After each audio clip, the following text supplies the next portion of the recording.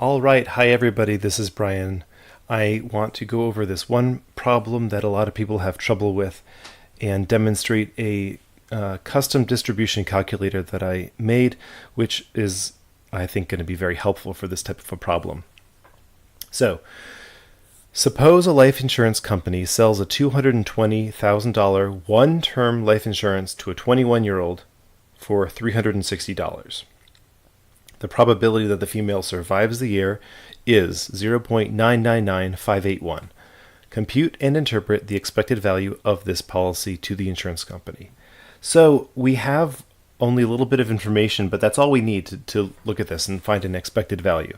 Remember, the expected value would be the average profit. So if the insurance company sells this policy to 1,000 females, what they would expect, at least theoretically on average, a profit from each of these policies is going to be the expected value. So how do we find it?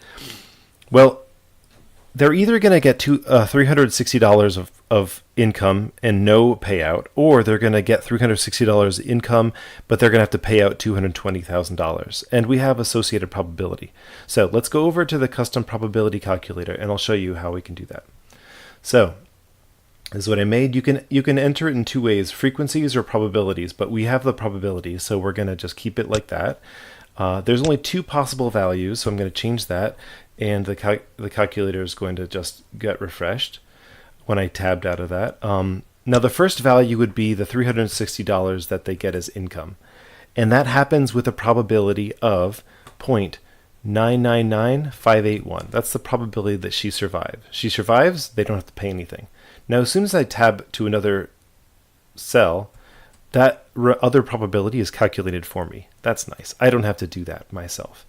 It's done so that they have to add up to 1.